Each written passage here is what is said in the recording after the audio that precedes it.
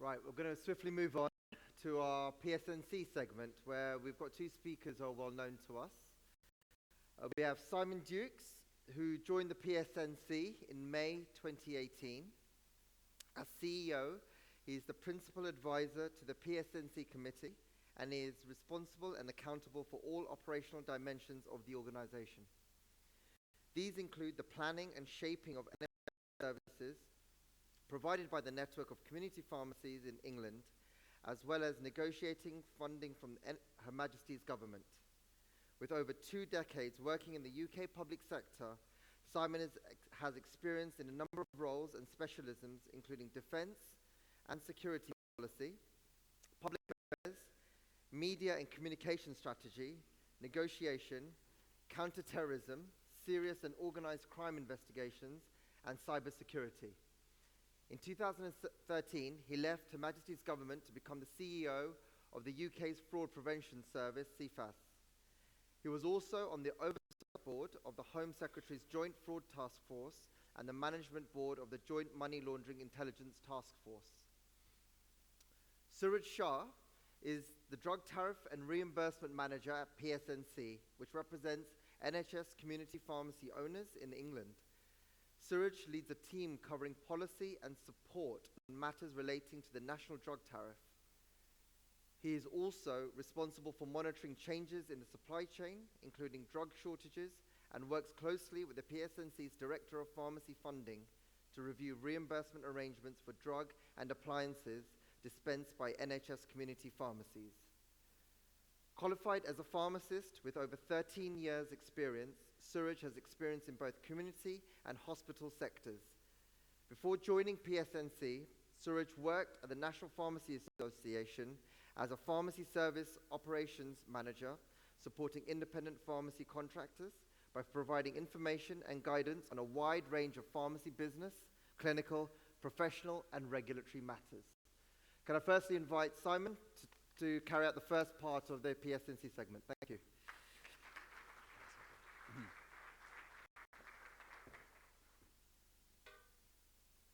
Well, good morning, everyone.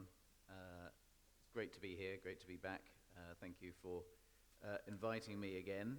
I was here earlier in the year, just before, obviously, we started negotiations. So I'm hoping that the feedback forms clearly either meant that you wanted to hear from me again, or there was so much confusion that you had to get me back again to get some clarity. Thank you, Hattel, for that introduction, and thank you, Steve, also for not only your generous words, but also much of what I'm going to be talking about, and you'll see some strong parallels to what Steve Bryan said earlier. Much of that is based on the hard work and vision that Steve Bryan had and still has for community pharmacy, and that is fantastic, and we're building on that every day. This is being live streamed, so we've got a little bit of a PowerPoint as well. You'll see that I will cover some of the areas that Steve has as well, but I hope that you'll find that they dovetail nicely. So what do I want to cover today? I want to, there we go. I just want to sort of see where we are now. Reflect a bit on the past, very briefly on the past, and why we've got this deal. Some of the priorities now for us, and also for the future, and what this means for your business and what the next steps look like. And it's important that we just look back over a year ago to some of those challenges that Steve Bryan referred to. We'd had 2 years without substantive negotiations. The government had other priorities, driving to reduce costs and make efficiencies. And there were frustrations with community pharmacy. We'd lost our way, and government was looking for different things, or certain specific things from community pharmacy, like urgent care and prevention, and we were perhaps looking at other things, like long-term care, and we weren't meeting in the middle. We still have the funding model that needs updating and financial pressures on community pharmacy. We still have medicines issues, and of course that capacity issue of community pharmacy, the fact that you are time poor. I also believe that back then, and I hope this is changing, that as community pharmacy as a sector, we felt undervalued. I hope that from what we're seeing now and how government wants to use community pharmacy at the heart of primary care, and the mentions of community pharmacy in the long-term plan, that value, our own value, is increasing as a result.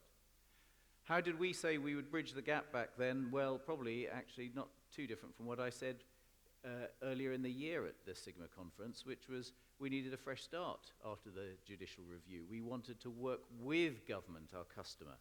We needed to know how we could use data better to show our value, and that is even more important and will continue to be even more important as we go forward in this new contractual framework and with some of the annual review process. We needed to update what we had with our care plan and our framework, and vital, absolutely vital, we needed to have a long-term financial view, a long-term financial settlement, because only then could we have a platform change to work on, and a collaborative approach. All those pharmacy bodies that are out there, we need to work better together, and I'm really pleased to say that we are. With NPA, with AIM, with CCA, and with PDA, as well, of course, with the LPS. So, what we have now, well, yep, on the 22nd of July this year, we signed, the Minister signed this document, the Community Pharmacy Contractual Framework for 2019 to 2024. And it provides a £13 billion investment in pharmacy. Yes, it's £2.592 billion a year for 5 years, flat cash, plus a substantial pharmacy integration fund proportion as well. But it is protected from further cuts. It is preserved. It is safeguarded. It allows us a platform to change. It sets out the expansion of clinical service delivery through pharmacies, aiming to, as Matt Hancock says in the introduction to this document, expand and transform the role of community pharmacies and embed them as the first port of call for minor illness and health advice in England. Well, from what Steve Bryan said earlier, we know where Matt Hancock got those words from now, don't we?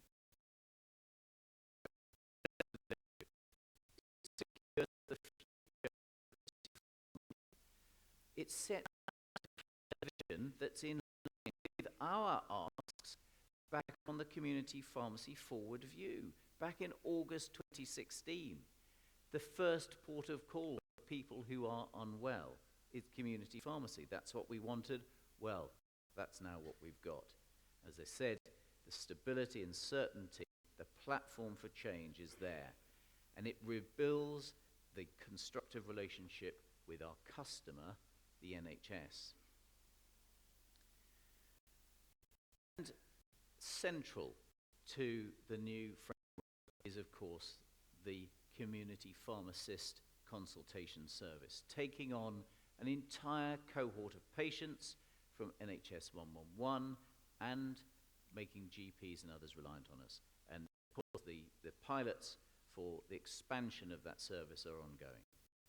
And it puts us at the heart of primary care, but it also gives us influence for the future. We are doing something that the NHS values, which makes a significant difference to primary care. And that is hugely important, given our position only a year ago, as I was saying.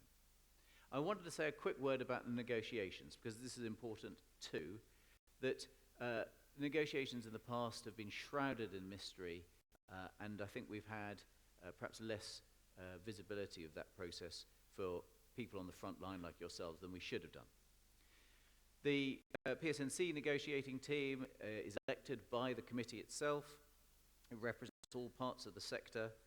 And at the heart of the negotiation process always is the 11,600 community pharmacies. And at every step of the way during the process, some of the difficult conversations that we have with NHS and with the Department of Health, the negotiating team keeps in mind what is in the best interests of the greatest number of pharmacy contractors. Because we know, and Steve Bryan alluded to it, that further cuts had been planned. In 2018-19, £33 million had been planned to be cut from the overall sum.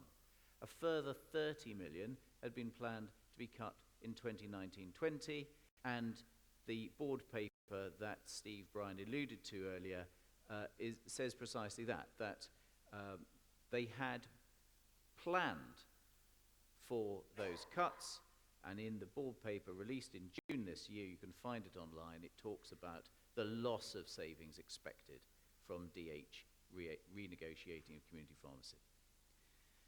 And of course,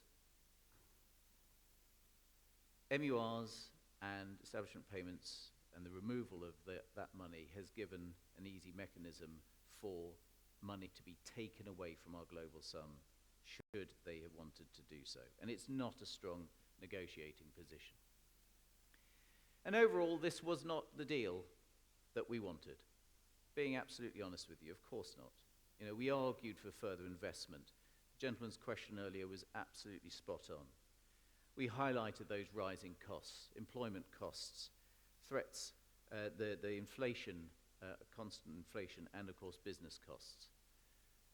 And it's interesting, isn't it, that I can say this, you know, all the parties in this upcoming election have talked about the rise in the minimum wage. Well, it's you that are going to have to foot the bill for that. And you're going to have to find that money from somewhere.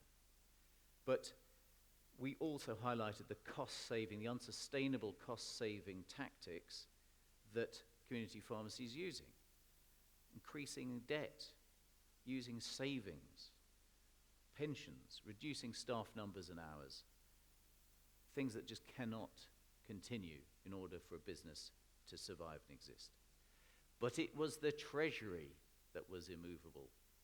It wasn't the Department of Health, it wasn't NHS England, it was the Treasury that did not give way.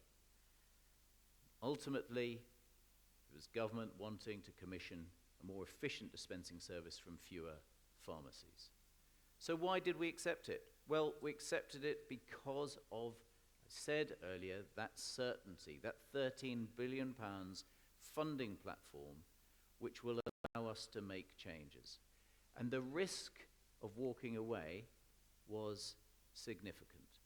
The risk of walking away would mean that perhaps that MUR money, that establishment payment money, would be removed from our overall sum, and that would have meant a disastrous £15,000 to £20,000 removal from every single pharmacy in the country per annum from year 2, and we could not possibly have seen that happen.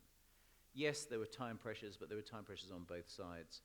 We knew that a new Prime Minister, of course, was coming in on the 23rd of July, so we needed to get the deal done. And ultimately, we believe, and I still believe, it is the best deal available at the time. But it is challenging. What does it mean for your business? Well, it guarantees that future if you are up for the change. There are huge challenges for us. Capacity building challenges, dispensing efficiencies, freeing up pharmacist time and the wider use of the clinical workforce. And working collaboratively, really difficult, not just in primary care networks, but more widely. Having difficult decisions and discussions about branch viability, consolidations, and coming together with GPs and other pharmacy colleagues, competitors. I've said with primary care networks that if it is difficult for GPs sometimes to work together in primary care networks, with pharmacy, the competitive nature of community pharmacy, it's really difficult, really difficult. And we've got to work out how we can best do that.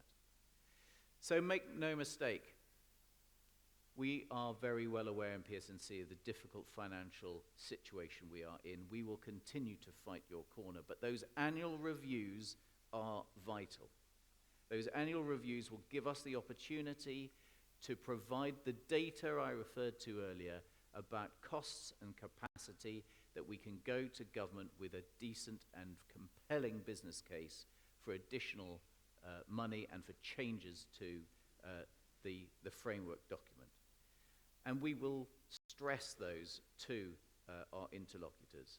But as currently configured, this deal does give a future, but it means significant change. As PSNC, we will continue to support community pharmacy. Much of what we do, I know, is hidden from you, not deliberately so, but the fact of the matter is that we work behind the scenes, constantly negotiating concession prices, working with our pricing and audit centre colleagues, checking prescriptions, accuracy of pricing, as well as, of course, the negotiations on upcoming aspects of FAS, of quality payments, etc.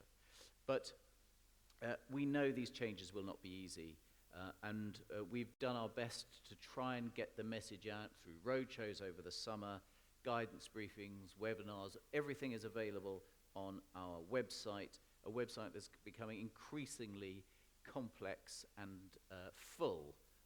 So we will be looking over the course of the next few months to try and make it easier to navigate. And also, of course, our checklist emails giving you up-to-date information on what you should be doing now as the contractual framework progresses. And we'll continue, of course, to work with LPC colleagues and closely with other pharmacy representative bodies. Our next steps, well, we will continue to emphasize the case for costs.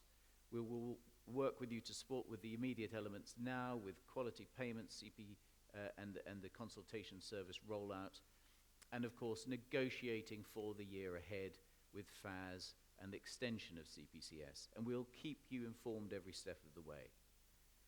Finally, I would say this, that we have a clear vision now for our future, set out in that deal document. It's critical that we deliver on the consultation service, because if we do so, more will follow. Some of that is outlined in the deal document itself, cardiovascular and atrial fibrillation checking, but there will be more potentially that will follow. Just look at the waiting times for GPs, only announced today in the press. It's critical that we deliver, but it does mean that there are major changes for all pharmacy businesses. But it is a chance to put ourselves at the heart of primary care. This is something that we have wanted for many years. It is our chance now to offer clinical support to the NHS, giving them what they really want to do. And it is a long-term plan which will give us influence, that influence we desperately need for the future. Thank you very much.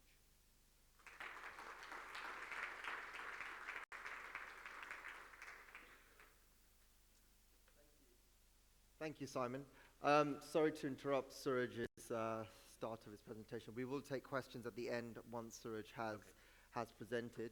But by the power of social media, I have been sent various messages while the presentation has been going on about what our Twitter handle is and what the Wi-Fi is. So for those of you who'd like to use the Wi-Fi, please log on and use Marriott Conference, and the password is NEXTG, all in small case, NEXTG, NEXTG is the password.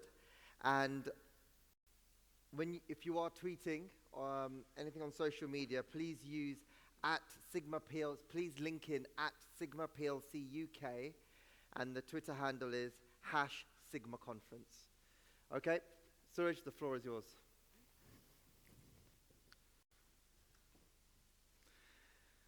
Good morning, everybody, and thank you for giving up your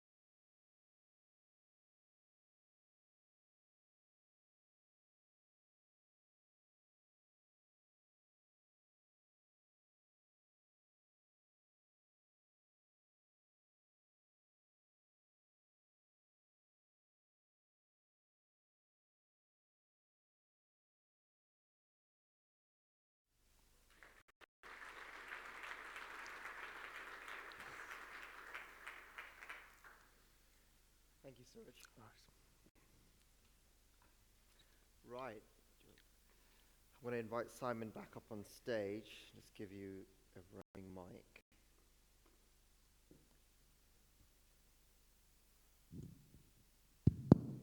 Okay. We are running slightly over time at the moment. PSNC being here, I am going to invite some questions. Just the tea break will be around 12:35 because the next session that we're running will be rather long, so just bear that in mind as well. But our speakers that have spoken this morning will all be available in the tea breaks. If you do want to catch them for a private chat, please take that opportunity. But at this moment, if anyone's got some questions, I'll move over. Suraj and Simon, for Suraj and Simon, please raise your hand. There's some roaming mics. Yes, Umar. Sorry, it's Umar Patel from Dunn's Chemist. My question is for Suraj. The whole system of drug tariff and endorsing is loaded against us. Now, we all make mistakes. When we make a mistake, we can't correct it. Yet, if and when we spot a mistake by the pricing authority, and realistically, we can only spot mistakes over £100. They correct it, you never get an apology.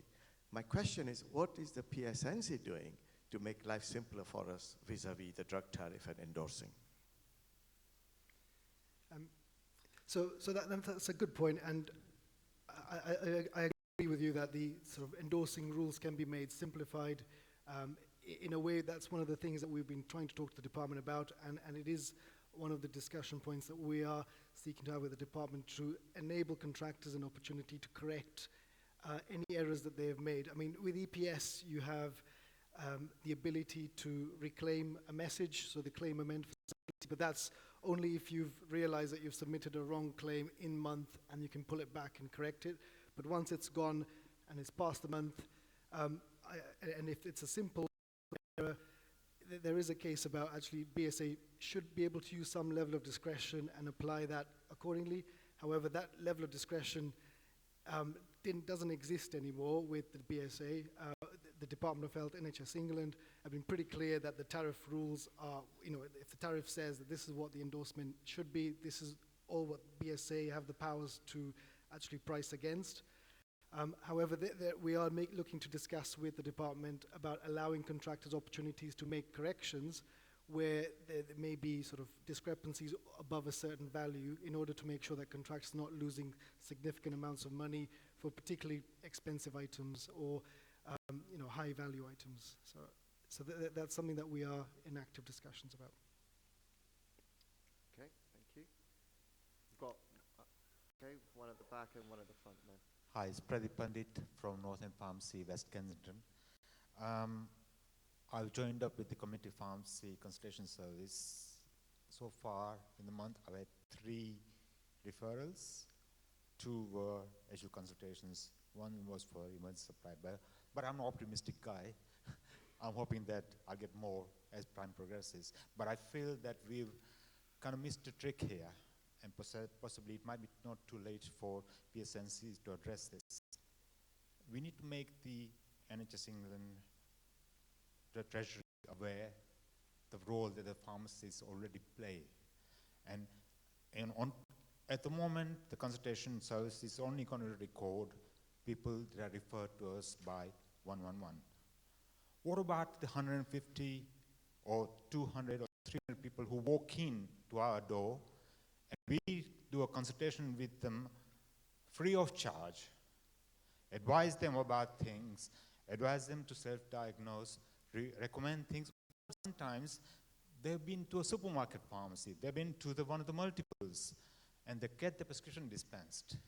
And then they come to us saying, can you please explain this to me because my pharmacist was too busy to explain to me. We, as pharmacists, through our traditional role, have learned never to turn people away. So we'll spare our time and spend time with them. But we don't get paid for that. And let alone that, we don't get to record that transaction. And perhaps what we could do is, even if it's too late in the day, it's not too late in the day, let's add on an extra module to the CP's, the consultation service software, so that we can record those other interventions or other consultations which we encountered and were involved in, which were not referred to us from 111, but which we did ourselves. And it's a very, very easy way of auditing it. You can go on to the nomination process and get the person's NHS number and record it against the NHS number, so there'll be an audit trail available if they want to prevent fraud or whatever. That's going to be available for you. So if we're going to take away the establishment payment, if you're going to take away the MER payments, because until now we thought, okay, we're getting the establishment payments, so we're getting paid, we're being recognized for our being on the high street to provide a service to people who walk in. That's been taken away from me, so that means now the NHS wants us to continue working for something and not paying us for it. Surely you can't do that.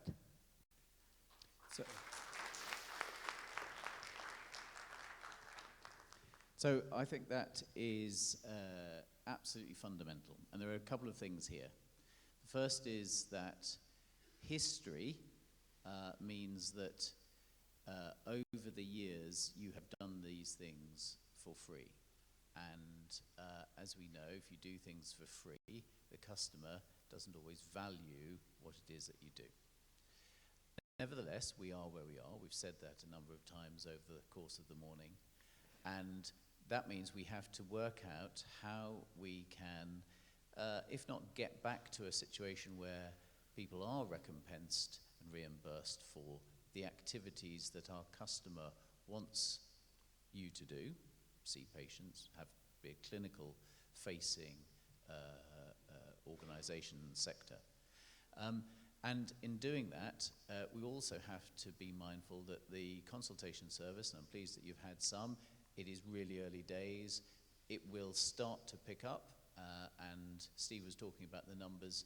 As you know, there are now over 10,000 pharmacies in England who have registered to perform the consultation service, and my understanding is the numbers of referrals are ahead of what we expected and certainly are improving, and we can expect that to increase even more with 111 online and then later next year with referrals from general practice as well, which is currently being piloted in some parts of the country. But the upshot of all that is that if I am a patient and I've been referred through 111 or subsequently through via my GP, next time, and I've had a brilliant service from my community pharmacist, next time I'm not going to bother to phone 111 or my GP. I'm just going to walk in and see you, which is what many patients do anyway. And as things are currently configured, you do not and will not be reimbursed for that. So we expect those walk-in numbers to increase over the course of the next year, 2 years, and we need to start baselining now what your current walk-in numbers are. So when it comes to the annual review process, I can say to government, look, this is the amazing success of this service, is that we're saving even more money for the NHS, because your 111 operators aren't even being troubled now because patients are coming straight in to see their pharmacist. So in order to do that, we need to baseline the numbers, and we're working currently with looking at options like the ones you suggest, but also others, because there is no point in baselining figures if the NHS say, yeah, well, we don't believe them. We've got to have a baseline which is completely agreed across the sector, but also with our customer as well. So we're working on that at the minute, but it's a really, really important point, and I think it is fundamental. It will show the success of this service and the success of what we were talking about earlier about community pharmacy being the front line of primary care. Thanks, Simon. Right, one last, hopefully quick question, just at the front. Good afternoon, Atul. Thank you. Dr. Mo Khan. I'm a postgraduate consultant, and we're a family business of 9 practices, 9 community practices. My wife, Dorian, and I are sons. First of all, thank you for Sigma for hosting this conference, and also thank Mr. Bryan, Honorable MP, and also the PSNC for being here today. I would like to say, the CEO, Mr. Simon Duke, that you've done an excellent job in actually securing this 5-year deal. It's given us some sanity into quite an insane market, and we would not have been able to cope for the next generation. I'd also like to say to our honorable MP, I hope that, you know, the conviction you had in actually achieving some of the things you did should not go without recognition. Shakespeare said, "Man, be thyself." I think our honorable MP was himself, and I think we can take a lot away from this conference here today. Mark in the Bible said, "If anyone would come after me, take up his cross and follow me." I'd like to say to all our colleagues here today in this audience, what Luke Johnson said in the Times the other day: shall we manage decline or change the world? And I think we need to manage decline. We need to look where we're going to go forward. Some of the micromanagement that PSNC is offering here today is for my managers and the people who work for us as a team. But I'd also like to quote from Tomasi de Lampedusa when Garibaldi invaded Sicily in 1860. And his young nephew said to him, unless we ourselves take a hand now, they'll foist the republic on us. If we want things to stay as they are, things will have to change. Tomasi de Lampedusa. I'd actually ask everyone to read this book. But my question to both the Honorable MP and to Simon Dukes and to Sigma, how do you think history will judge this sector for the next generation? Thank you.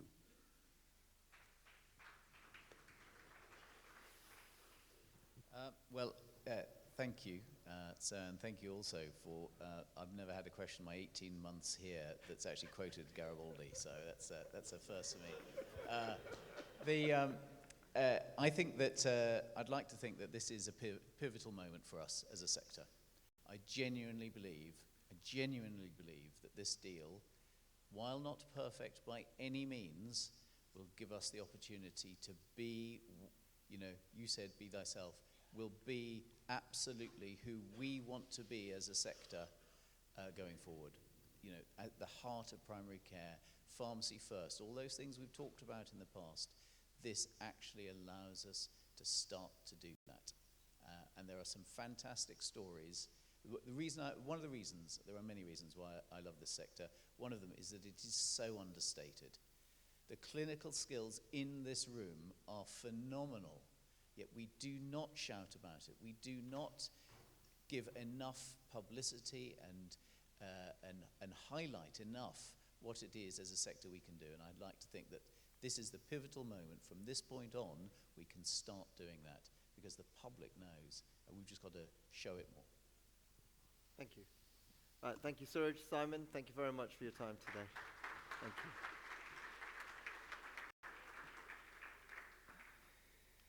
I think to add to that last question, what can we as Sigma even do? And it's all based upon why do we have this conference, and it's also a platform, a network with all of you, and to listen and to understand what we can do further. So there will be a session after the tea break that we'll be holding, and please do think about your ideas, grill us nicely, and see what what opportunities there could be for us to collaborate with yourselves.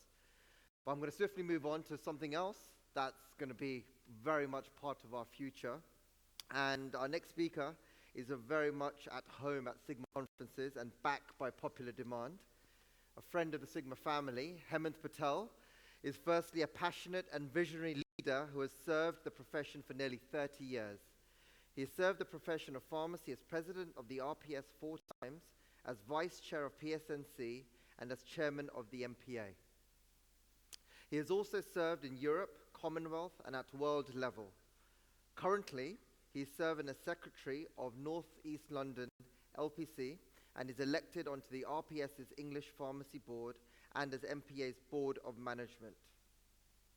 For the last 10 years, he has been developing new models of care and created a powerful new vision of community pharmacy as a high street clinic, described in the visionary document, Indispensable, a vision for community pharmacy in the 21st century. High street clinics are East London's version of the retail clinics that have taken the USA by storm over the past 5 years. East London's high street pharmacists have taken a proven, future-focused service model and adapted it specifically to the London context and to the way primary care is structured in the UK. Local commissioners are now engaging with his LPC to roll out more commission services through community pharmacies. Hemant is a tireless campaigner for community pharmacy, and it sees it as a valuable social asset and it regards change as inevitable and necessary. Hemant is currently supporting pharmacists to work with over 40 PCNs in North East London and has led work to design a bespoke plan for PCN engagement for his LPC. Can I please invite Hemant Patel to take the stage? Thank you.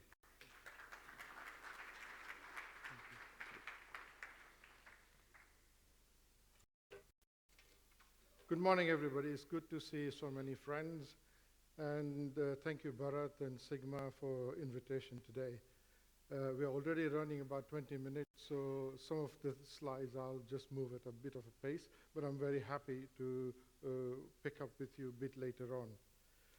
So when Bharat asked me to come and give a talk on primary care networks, he also said opportunities.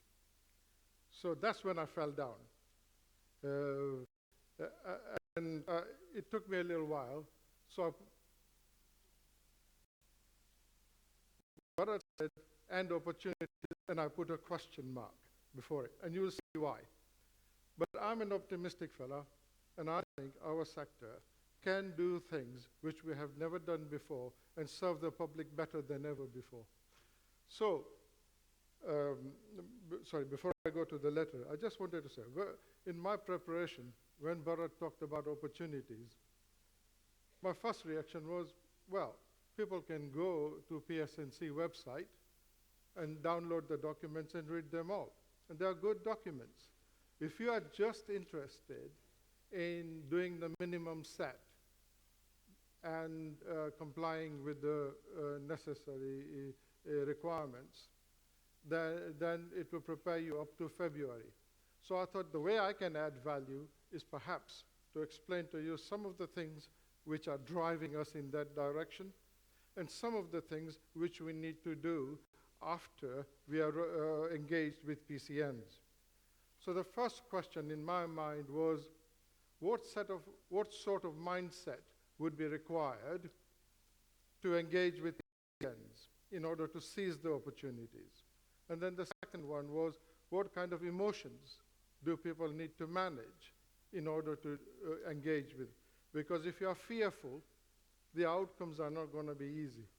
On the other hand, if you are over-optimistic, you're going to be disappointed. So we need to base what we are doing on realism. Then, do we have the necessary problem-solving skills in order to take the opportunity? Because the opportunity itself will not allow us to take the opportunity. We need to have the right skills. The third thing was, am I, as a contractor, going to behave as a lone wolf, or am I going to be a collaborative chap, right? Earlier on, Steve Bryan talked about collaboration. Simon Dukes talked about collaboration, and I'm going to talk about collaboration, because that is the only way forward for us. And talking about Simon, I would say he is indeed, as Steve said, a fresh breath of air. I enjoy working with him. I'll argue with him, he knows that. But I think some of you remember, I was vice chair of PSNC and walked out because I think we are a social asset. We have to show social responsibility and work with others. And then I think it is about acknowledging the fact that all of you and many contractors in Northeast London are under the cosh. I estimate that out of my 320 pharmacies in Northeast London, 100 are not making 1% net profit. So it is a precarious situation, and I've been doing quite a lot of work around that, and I've given you a tool to work out what your situation is. Some of the stuff which I'm going to talk about is naturally based on the work that I have done with my Northeast London LPC. And when Bharat asked me to speak, the panic was, I've had a lot of meetings locally, and I'm trying to condense one full day's workshop into an hour's presentation. So I will try. So I'll start with this thing in mind, and I hope it helps you too. In 2021, there are likely to be 21,000 GP vacancies. There are going to be 42,000 nurse vacancies. So there are opportunities, but we need to seize them properly. So in your packs, I included this letter from Sigma PCN, which is a fictitious letter, which our clinical director, Dr. Bharat Shah, has signed. And I wanted to try and get something real to you for you to work. So let's keep this an interactive session. So can I just ask, firstly, what was the emotion that was evoked when you looked at the letter? Can somebody respond to that? What was the emotion? Not the thought, the emotion. Is there anybody? You haven't read the letter? You need time to read the letter? You want to go home? Yeah? Sorry. Who's going to raise the... And can we be brief, please? Because earlier on, I thought I had to compete with speeches. So let's just have questions. Just one moment, yeah? Just behind you, just one moment.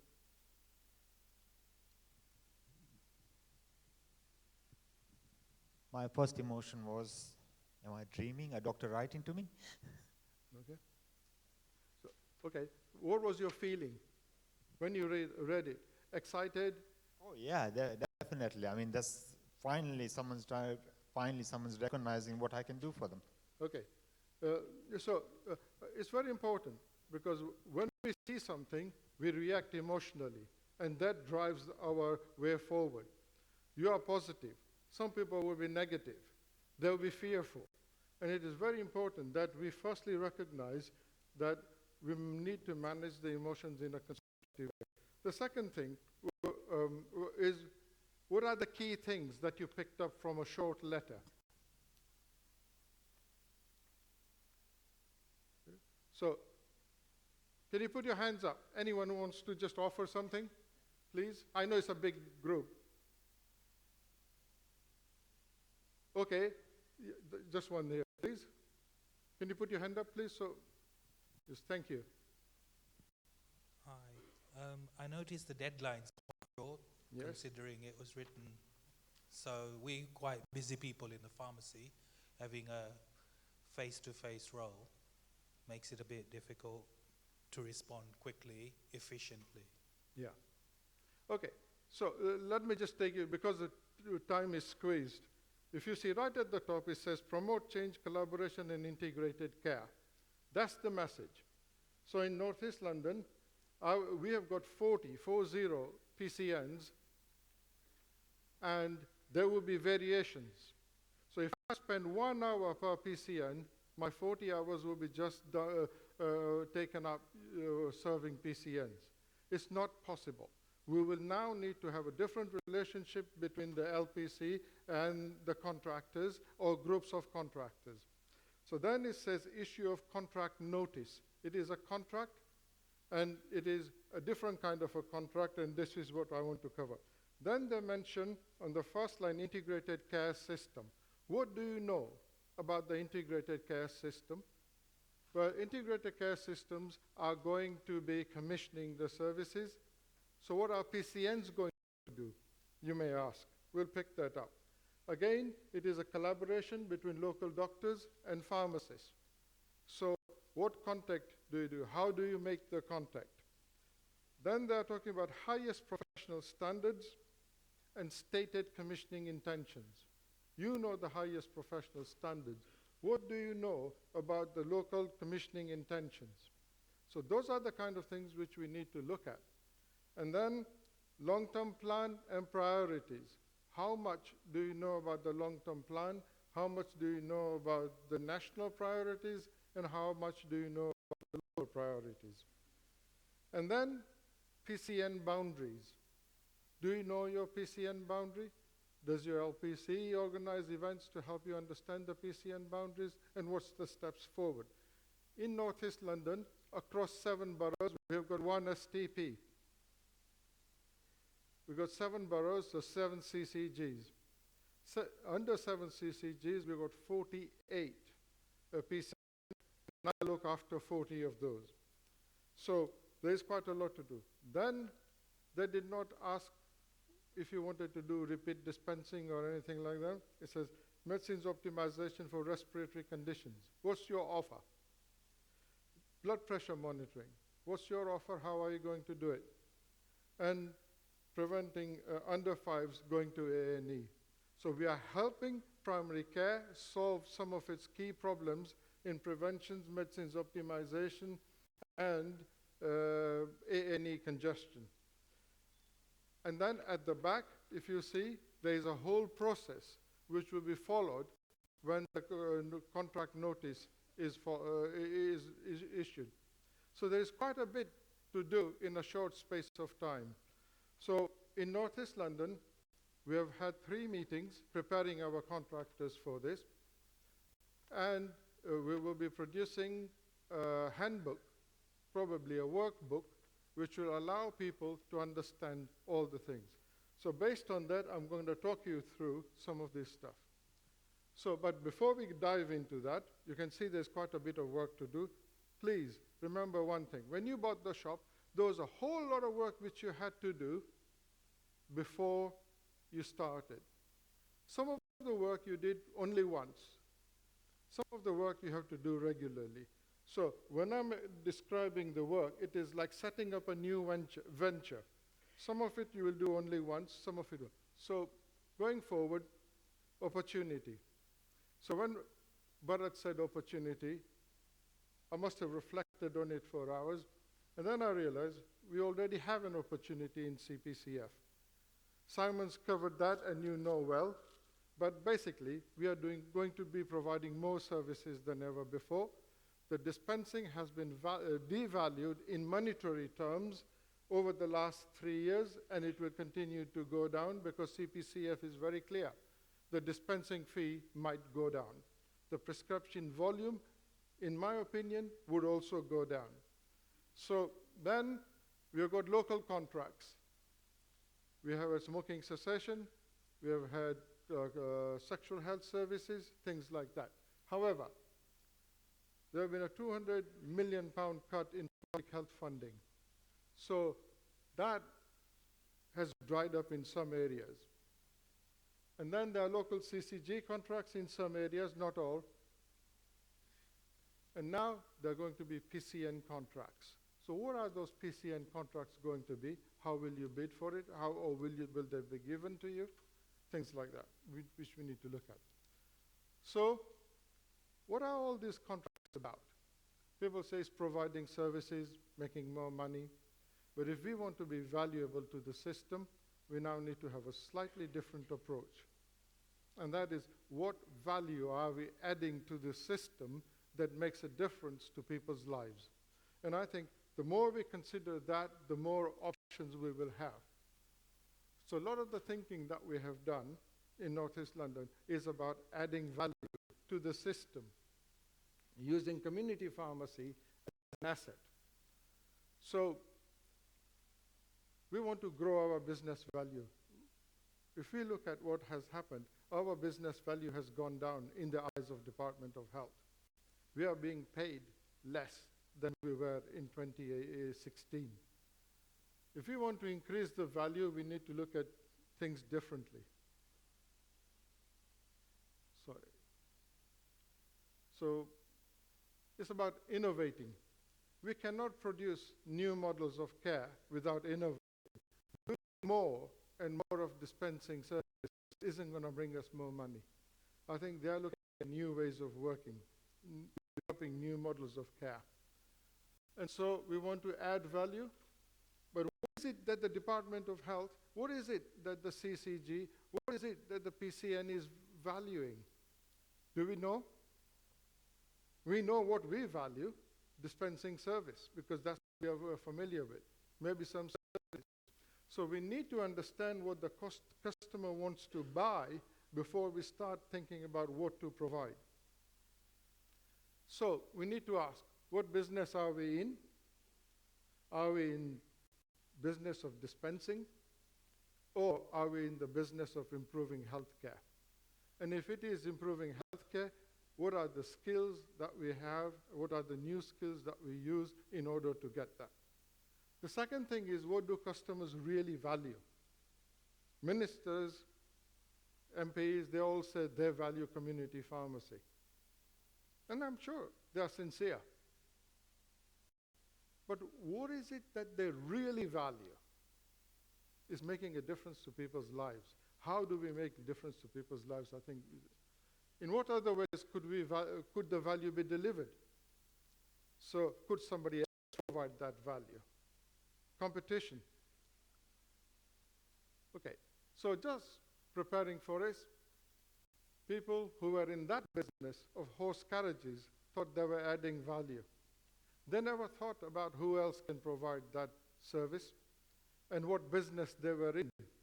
They thought they were in the business of running horse carriages, when in reality they were in the business of transportation. Had they thought about that they were in the business of transportation, they probably would have come to this state. But they didn't, and many of them went out of business. If you look at this other example, we used to get people coming and selling us lots of ice. Today they are out of business. Why are they out of business? Because a technological development called refrigerators made them redundant. Then if we look at CDs, and I got piles of them. I've not played a single CD. Yet one night when I was in pain, I downloaded 300 pounds worth of music from Amazon. I can carry them. I've got in my pocket probably around 500 albums. I can't carry them all, but I can choose in it. So the technology will make businesses redundant. Then typewriters. For Christmas, would you like a typewriter or would you like an iPad? Yeah? So if you want a typewriter, I'll give it to you. It will clear up some space in my house. Yeah? So the thing is that the people making typewriters did not understand what business they were in. They were in the business of word communications. And Steve Jobs did understand what it was. So the question that we need to answer, what business is community pharmacy in? Is it a supplier of medicines, or is it something a bit more than that? And what is it? What will happen in the future? Will we be wiped out? By what, when, and how? So I come back. We can still have community pharmacy, which in Northeast London we have rebranded High Street Clinic. How are we adding value? Our vision needs to change. The reason why we thought of the name High Street Clinic is because we wanted to be very explicit to the new people what we are about. We are not the old chemist. We are about the High Street Clinic, new services. So we want to add value. So come back again. What business are we in? We need to ask this over and over again. Then ambitions of the first thing we need to understand is, as a government, what are their ambitions? Where are they going? how can we be part of the solution? So when we are looking at getting the most out of taxpayers' investment, they're looking at value for money. How does government and treasury measure value for money? They're not valuing activity, they're valuing value for money.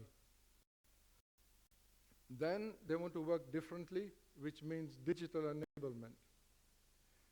And in Northeast London, we've been looking at East London patient record, and it has taken us a little bit longer than that, but I think we are nearly there, where we will be able to access patient data in pharmacies. Still no ability to write, but it is still better than nothing.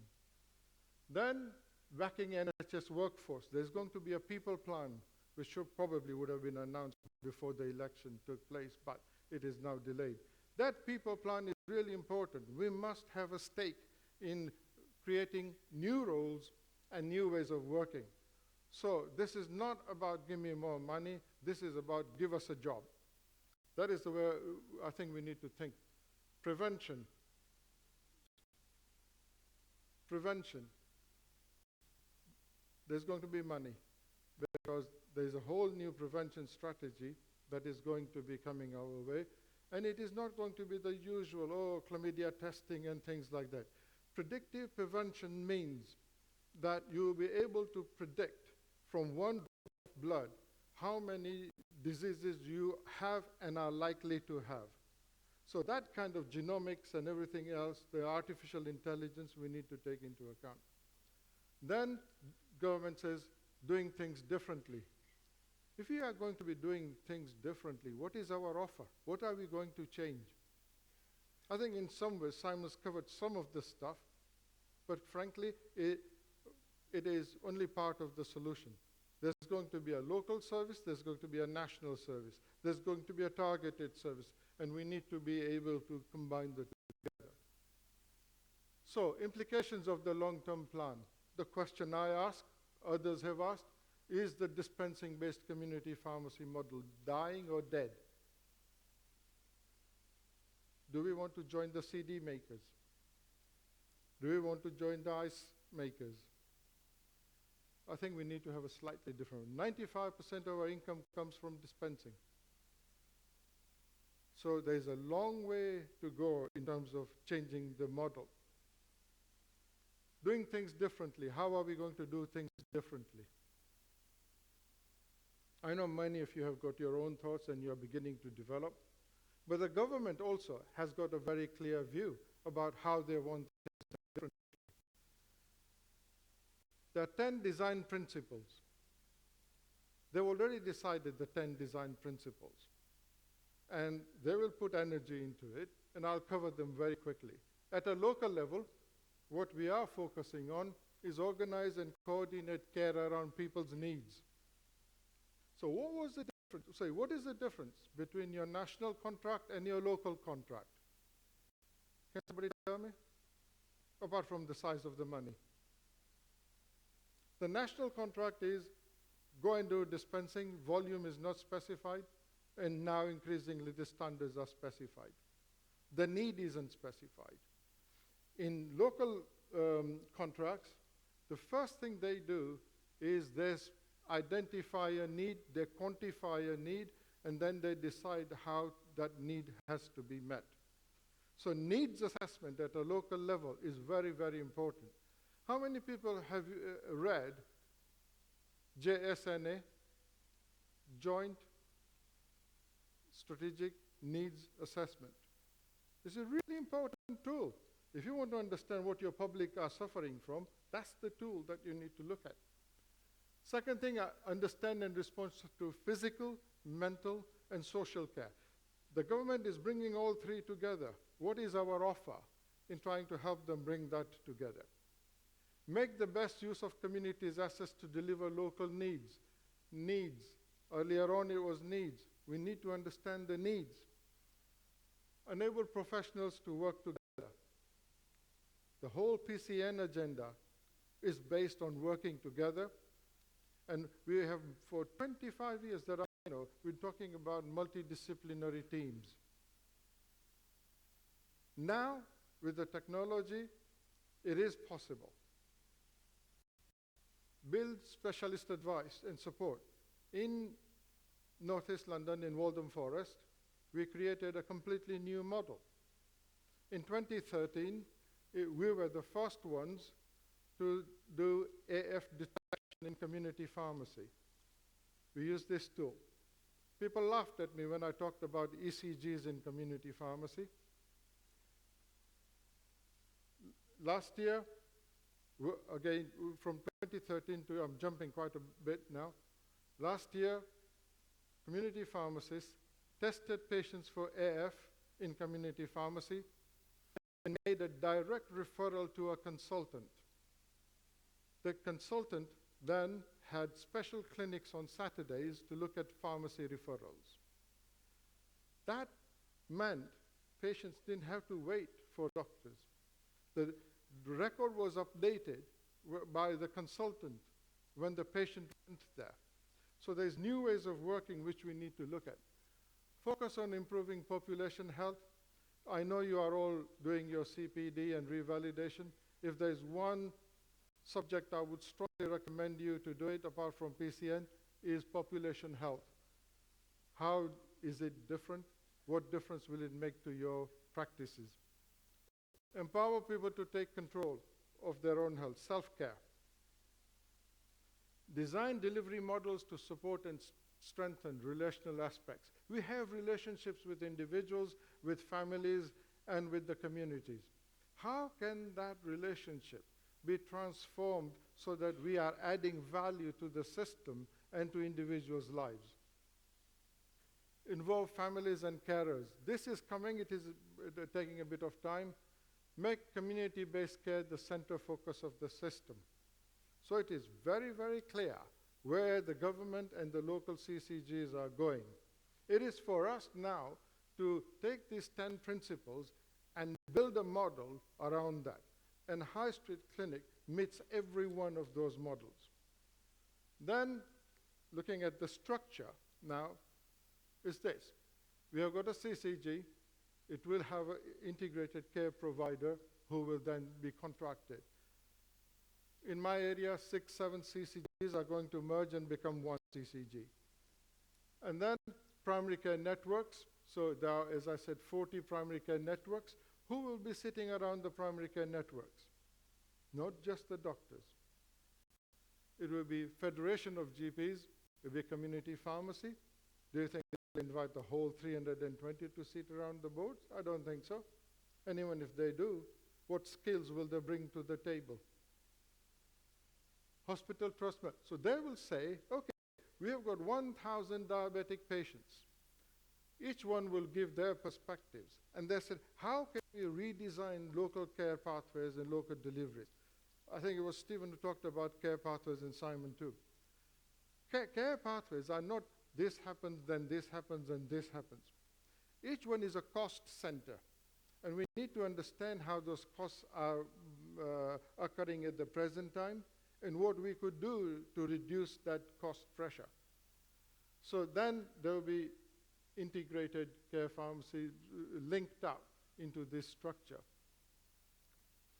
What will they be monitoring? Obviously, clinical outcomes, but also financial outcomes. We cannot walk away from thinking about the finances. Before, we just thought about clinical, and we thought the government will provide the money. Now we need to have the two together. What is the cost to the system of providing that care? What can we do to reduce that system and at the same time increasing the quality of that system? Now, I'll spend a bit of time on this slide. I wanted to break it up and make it easier for you to read, but then I wanted you to also see that this is not my innovation. I'm not that bright. This is a lot of hours of thinking by the NHS, but again, the question, what is the healthcare system valuing? Right? Where is the value? So first thing they are saying is informed, enabled patients. How are patients going to be? So I'm a diabetic, asthmatic, awful back. What are my needs? I've already got 3 long-term conditions. My needs might be a bit different from somebody else's needs. Now they're talking about personalization here. And then they're talking about practices as teams of teams. So what they are saying, each surgery will need to work as a team. So there will be a doctor, a nurse, a physio, and all the other people working as a team. But all the surgeries in the area will also work as a single team called primary care network. So there will be 5, 6, sometimes 10 GPs in an area. Now, there will also be a lead surgery that will hold the contract. On pharmacy side, we've got 5, 6 pharmacies, Boots, Lloyd's, Mr. Patel, Mr. Shah, whatever. Right? You can see they're going to have a common vision, common purpose. What's happening on our side? Yeah? So what I want to do is to focus on how we can be as near to them as possible. Remember, they got a lot of investment. We didn't. And we are trying to make things happen on a shoestring budget. So just to go through practices as teams, personalization and improved outcomes, integrated primary care, working with secondary care and mental health, working digitally, growing and motivated staff. How do we motivate our staff? If you say to your pharmacist, oh, there's a pay cut, or your staff who's not going to get a pay increase for 5 years, and we want them to do more and better quality, how is that going to be possible? Aligned incentives. Now, this is an interesting one. There will be costing a care pathway. So they say for diabetes, the care pathway is this, 1,000 patients, let's say £100 each, here is the budget. Don't come back and ask for more money. Now, any efficiencies that release the money can be reused for that. So we need to understand what these aligned incentives mean. Aligned between GPs and pharmacists, aligned between GPs, pharmacists and voluntary groups, aligned between GPs, pharmacists, hospitals, and so all the partners that I listed earlier on will have a vested interest. Our job is to take that care pathway and make sure that we are firstly part of the care pathway and secondly able to be provide the services. So each PCN will have 30 to 50,000 patients or residents in the area. And those boundaries are being drawn at the present, they have been drawn. On the pharmacy side, we have drawn the boundaries and we'll be sharing with our contractors on 10th of December. What is the vision? How did they arrive at that vision when we haven't even been at the table? Do we need to modify that vision so we are part of it? And then service delivery unit. PCNs are not going to be commissioning a lot of services. They're going to be service delivery. What is happening now is that in Northeast London, 320 pharmacies. If you did MURs, none of the doctors knew about it. If you didn't do any MURs, nobody knew about it. If you provided smoking cessation, nobody knew about it. Now, the microscope is going to be on the PCN area. How many people need smoking cessation? Who are the providers? What is the performance? Is it good enough? What can be done to improve it? So that kind of microscope will mean that we will have to ourselves understand. And are you going to be a reliable party to a contract? You will do it if you want to do it. Then, national priorities. If you look at all these children and young people, how many people here have done a module on children and young people? Okay. 1 out of 300. Cancer. Can you put your hand up? A few more. CVD, I expect quite a lot of response. Stroke. Diabetes, many more, I'm sure. Respiratory diseases, few more. Okay. Mental health, Yeah, that's encouraging. Few more. Okay, so the point I'm making is that there is a golden thread running through all this. It's called medicines optimization. So we concentrate on our CPD module, CPPE stuff, but we now need a much broader understanding of what causes these long-term conditions. So prevention is important. How do we detect things going wrong? So early detection, treatment for each one of those. How do we optimize the treatment? What happens when there is a failure to optimize? What is urgent care needs of all these people? And lastly, how do we support them to live independently in a community instead of going into a care home or hospital? Then medicines optimization boards. Don't worry about the text. The key thing to remember is this. Each STP has appointed a new chief pharmacist in the area. There are 44 STPs in the country. They'll all be reporting to Keith Ridge, one way or the other. So suddenly now, at the national level, they have got a very clear understanding about what is going to happen locally, and they're going to be driving it through that chief pharmacist at a local level. And so we need to understand what is on the local medicines optimization dashboard so that we can proactively influence it and get our people to start delivering in the areas where there is focus. There will also be a link between CPCF and the medicine, because some of the audits that we have to do are linked to this. So those audits, I don't think, were chosen at random. There is a plan somewhere about what they want to see in terms of medicines optimization, and this is another way of linking up the CPCF to other things which are going to be happening at a local level. And then I come back to you. What is the significance of primary care network to you? You need to find out what is happening locally and try and answer these questions. Because there are 1,248 or 47 primary care networks in the country. Each one will have, generally speaking, 2/3 common core, 1/3 local core. How are you going to find that out? You need to be very clear about it. So please, another piece of CPD I would suggest is what is the significance of PCN to you as a pharmacist and to your pharmacy. Then, how we organized ourselves in Northeast London. What we have done is created a local network. There are 40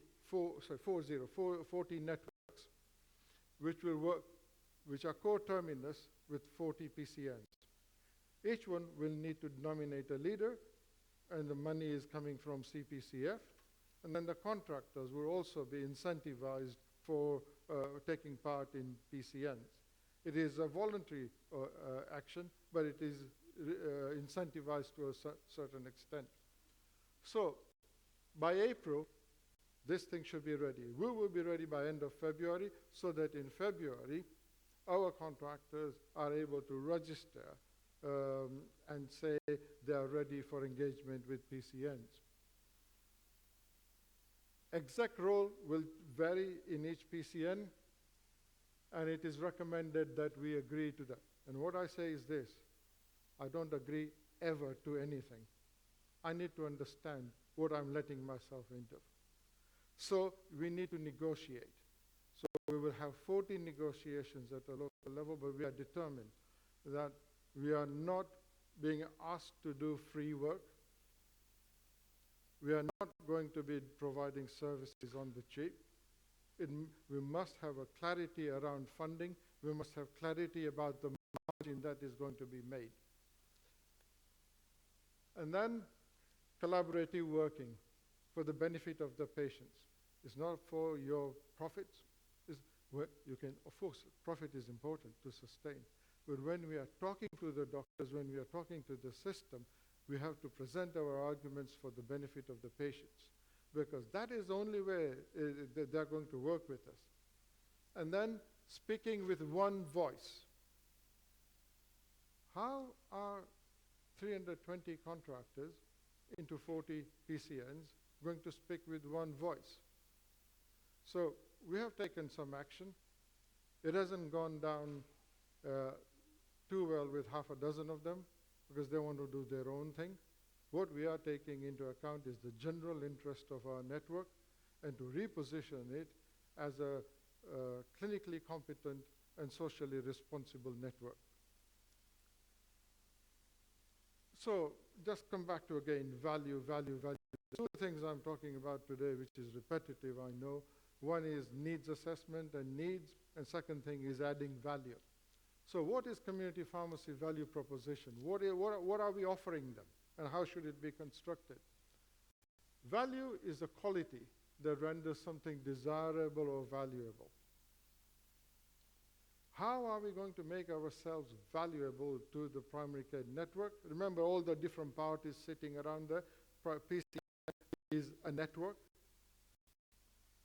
Then a value proposition refers to a value a pharmacy promises to deliver. It's a promise to deliver. It's a contract. What are we offering? So when a promise is made, it has to be kept. You can't say, oh, we didn't feel like it. I know what happened in smoking cessation. Let's say 40 pharmacies in an area, 10 deliver, rest of them come up with excuses and have to do a lot of chasing. Here, there is no chasing. You will have to be self-actualized to do the work. Then declaration of intent. What are you going to do? For what? And by when? But much more importantly, this is I'm really keen on getting across, is what does pharmacy stand for locally? How it operates must be visible to the others, I think a bit more transparent than we have been up to now, and why it deserves to provide the services. Because now we are in a competitive environment. Doctors can provide it, voluntary sector can provide it, we can provide it. And we have a choice. Do we want to make the investment or not? So come back to the letter. This was designed to make you think about possibilities which are beyond dispensing.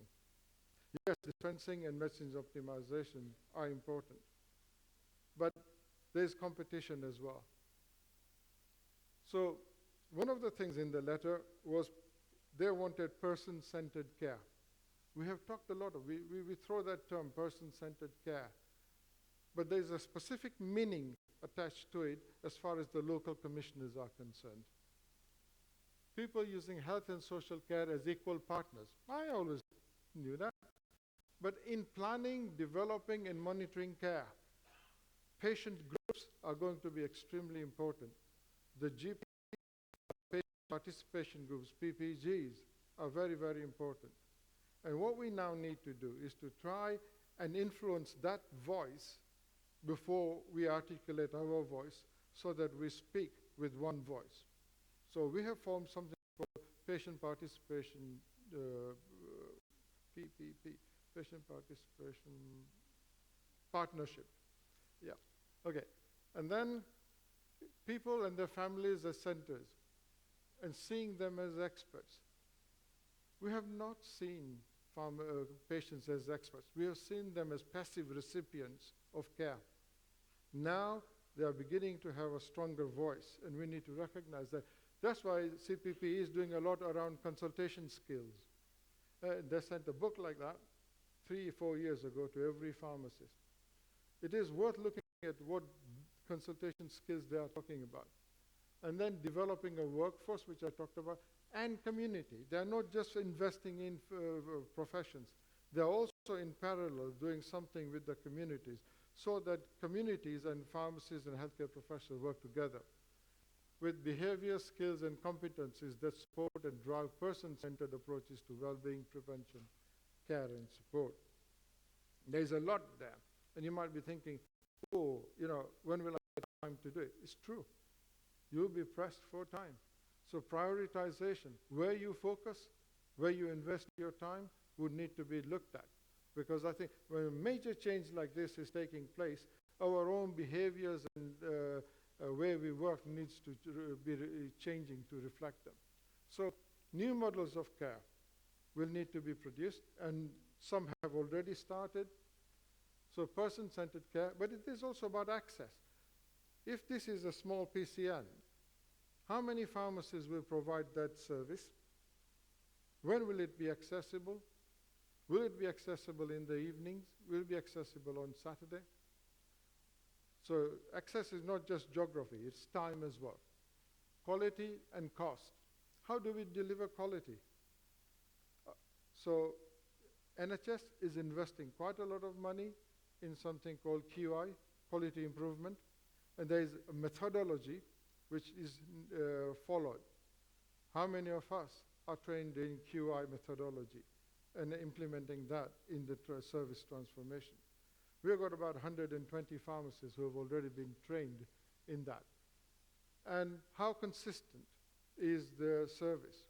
Is it just like in one area, smoking cessation, 20% of the target was delivered by one contract?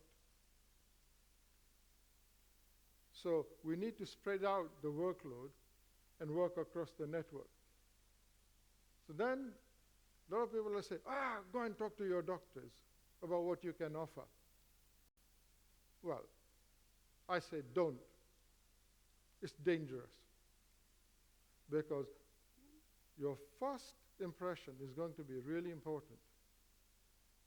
And now if you go over and mess it up, that chance is lost. Yeah? Don't mess up. And don't mess up your neighbor's chances of succeeding either. So be a bit disciplined. So what I'm suggesting is do your homework, and I'll come to that in a minute. Also look at what are the other perspectives that are going to be challenging you or supporting you. Patient groups are likely to support you.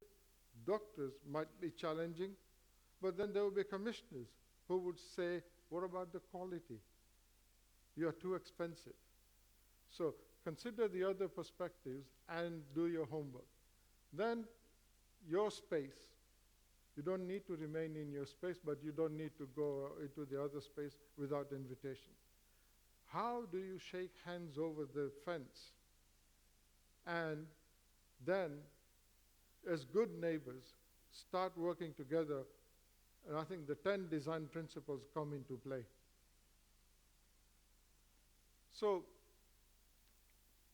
again, this is now work, what you have to do, what your LPC has to do in order to move forward. The first thing which we did as LPC is make contact at the STP level. Second thing, CCG level, we've got 6 in our area, and developing a plan of how we are going to engage with the 40 primary care networks. So we have support at the highest level secured before we put our foot forward. Second thing is we recognize that all these organizations are important, but we need to understand what job they do. It's no good going and knocking on the wrong door. STPs are very strategic, and the amount of time you get is going to be limited. So allow your LPC to get on with it. Integrated care partnerships, or whatever they want to call these days, are the new aggregates where money will be given by the CCGs to do local commissioning. And all the partners that I explained in the slide earlier on will be sitting together looking at the same problem, but with different perspective. You know about the CCGs and the PCN. So what have we done? As an LPC, first thing we did, what is the PCN membership and geography? So map showing where the doctors are, what are their boundaries, which surgeries fall in there, but we went further than that. We will be sharing every single surgery's performance characteristics, what the GPs are specializing in, what they are not specializing in, where the gaps are with our contractors. So they are aware, and LPC, then solutions will come from here. They have appointed a clinical director, so there will be 40 clinical directors Do we know who those 40 clinical directors are? Who's mine? If I'm on the boundary, do I need to know 2 or 3 clinical directors? And what their ambitions are. Because each one is a human being with a slightly different perspective. So we then need to help each one of our local lead to try and understand his situation or her situation in the area. PCN, what is it? Can somebody tell me what PCN is? Is it a limited company? It is a sole proprietor? Is it a partnership? It is a legal entity that can enter into contract. I can tell you that. Yeah? So we need to understand what structure and operating model that they have devised for themselves. And on our side, are we going to be everybody doing your own thing and then maybe we'll go and sit and talk to the doctors as a group? I hope not. One voice, not divided voice. So if we are going to aggregate, is it going to be through a provider company? Or is it going to be a local limited company? Because remember, on one side you've got Mr. Boots, largest local one, Mr. Patel. How are you going to work together? What is the common purpose? Yeah? Is there trust? Meetings and governance. How many times would you meet a year? How many times would you have subgroups? Who will set the agenda? Who will write the minutes? Who will pay for the coffee at the meeting? All those logistical things need to be sorted out before you go and knock on the doctor's. I want to provide the services. And when the decisions are made, what are the rules? Do you go by majority view? Or do you say, well, I don't want to do it, I'm going home? Service provision, who's going to decide what offer you make to the PCNs? Only you can do it, but you need help. So apart from looking at your JSNA, PNA, you need support from LPC. This would be, in my view, very strategic. Instead of getting involved in 40 PCNs, we have to have an arm's distance. Just as PSNC is doing its work with probably 80, 85 LPCs, there has to be some transparency and joint working. And then funding arrangements. So they're going to give you, let's say, £50,000 to provide a service. Are they going to manage the contract? Or are they going to say, like we have got a lead surgery that holds all the contract and the money. You, on your side, have a lead pharmacy that will do all this work for you? Or will it be your provider company? Those funding arrangements need to be agreed by you at a local level. Otherwise, there'll be bun fights. You know that. Yeah? So, workforce arrangements. If you're going to provide new services, who's going to train? Where's it going to come from? Data handling. When you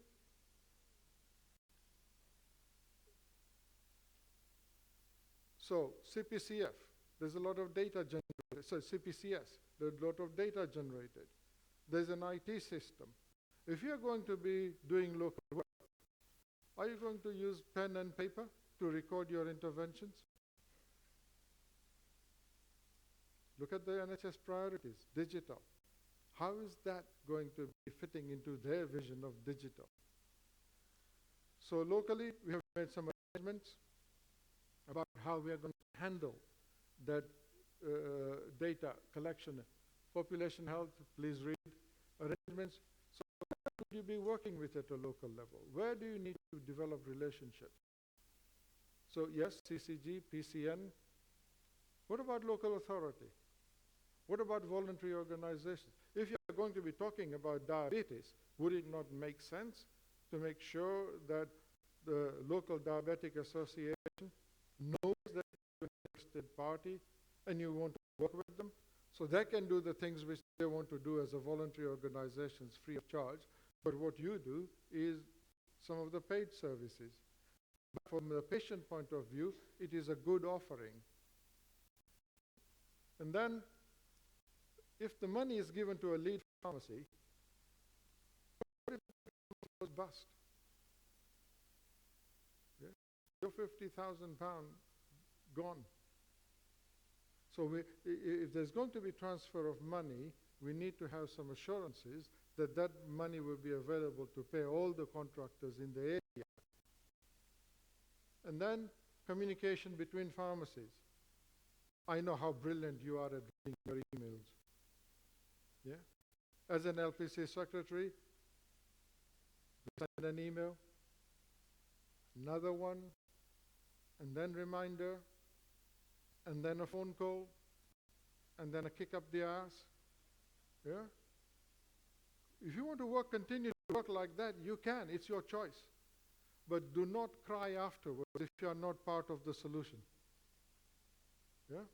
I know we're busy now, but communications are very important. There has to be a different discipline in community pharmacy if we are going to treat others. So when somebody has volunteered in your area to be a PCN lead, and he sends out an email to say, I'm going to this meeting on Wednesday, here is the agenda. Can you let me have your comments by Tuesday evening? And you do nothing. So then he goes and does his best, and when he comes back, you say, why did you do that? So that is important. Okay. Now, I'm going to skip through this very quickly. Governance and structure. Please look at that and look at what the local agenda is going to be. Remember who's going to be the contract holder on the PCN side. And then on our side, we need to make sure that we have an agreement about how the contract and money is going to be managed. In summary, the governance, decision-making, collaboration has to be written down. No assumptions. Arrangement, we have different cares of the 3 delivery services. There will be service level. Who's going to write the service specification? If you are going to be providing the service, you have to write the service specification. Where do you have the skills? Where do you have the time? How are you going to arrange it? Agreement, arrange how the workforce is going to be working together. Sometimes they will need to work together. And then in pharmacy, what are you going to be doing to make sure that you deliver your end of the bargain? So PSNC has published this booklet, NHS has, but there have been a number of people who have contributed to that. And there's a timetable there, which basically says by end of February, we need to be registered with the PCNs. Now, it is very important that we observe this. It is okay if the NHS changes time. It's not okay for us to change the timetable. So, service specifications, the work is ongoing. It will not finish until end of March, I don't think. PCNs have been established. Collaborative working between pharmacies and PCNs in North East London, we will not miss the bus. By end of January, we will know who the 40 leads are, what the arrangements are, what the signed agreements are, who has not signed the agreements. And then it's about collaboration. Trust, working together like this doesn't come easy. Who's going to fund it? Even if you meet in the evenings, my estimate is that we need at minimum £3 million at a local level to fund 1 meeting a month for each of the PCNs. I'm talking about national figures. Ideally, I think we need 5 million because there will be subcommittees, there will be work to be done, writing papers, things like that. So, timetable, but we are still waiting for things. The NHS has said they will issue further guidance. I think by end of June they'll be clearer. Guidance in terms of the structures, guidance in terms of medicines optimization and what work they are doing. PSNC said they'll be issuing supporting tools. I'm sure they're working on it. I've seen one. It's called Memorandum of Understanding between the PCN lead, LPC, and the PCN. But I think it needs some revision if it's going to be, because trust doesn't come easily. What we need to do is to specify everything in writing so there's clarity and a basis for trust. And then some of the services that we will be providing, PCNs will. Again, we are waiting for some details. In London, we are writing a community pharmacy strategy together with all the other LPCs in London. Again, that will be part of the offering, and in there, there's a very clearly articulated offering which we are making to the PCNs and the NHS London. What we will have is a local network plan which has been developed in conjunction with the STP and the CCPs, so that with their support, we are able to say to the GPs and others that, look, here is what we have produced, and basis for agreement in future. This is the advice which has been issued nationally, and I said, don't follow it. Don't go and engage with the CCGs and LPCs. Let the LPC do it. Don't screw up. Start conversations amongst yourselves at a local level. That is great. Understand the mutual benefits that are going to occur from it and local priorities. I've covered some of the national priorities. You can find out the local priorities. So there is a bit of homework there. Agreeing ways of working between community pharmacies. Working like a lone wolf trying to do everything? Or is it going to be a collaborative of some kind with written agreements about how you work with each other? And the advice quite clearly says once community pharmacies are locally ready and have gone through above steps, they should then engage with their local PCN. Good advice. I would say once and only once community pharmacy are locally ready, then you engage. Okay, nearly the end now. What I'm saying is please remember, when you are talking to others, it is about patient care, it's about the value you are adding to the new developing system. So there is a bit about the value bit. We need to have very clear purpose about why we are forming a community pharmacy network and why we want to work with others. So our purpose should be clear. All the considerations which we have looked at this morning needs to be factored in, plus more costs and benefit. Yeah? We need to look at cost and benefit. And then there should be a clear written process for how the decisions are going to be made and how we are going to monitor the outcomes, what actions there are for each of the party. If I'm the lead pharmacist in the area, is it down to me to do everything? What is your responsibility as a community pharmacy in that network? Do you have a responsibility to support me to get the best outcome possible? For you to motivate me to carry on doing the work I'm doing. And then, what are your future intentions? So, value. What value are you seeking? What value are the commissioners seeking? So, the presentation, whilst it is about opportunities, is about realizing value. And my final message to you is, please, think about value you can add, not about the services. That way you are outcome focused, and I think people will appreciate that. Yeah? Thank you.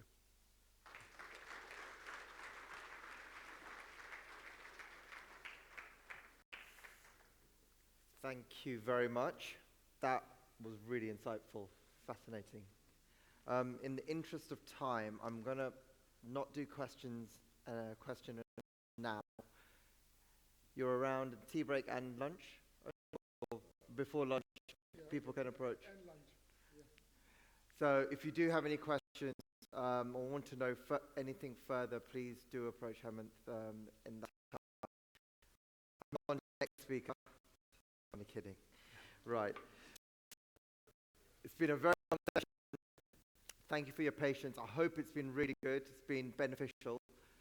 We're going to have a very short break now. So it is 12:40. If you give me back, say for 12:50, 12:55, it'll be very, very good. So we can then start the next session quickly and then move straight to lunch. Next sessions are going to be a little bit more lighter, but they are very, very important. We have Layla.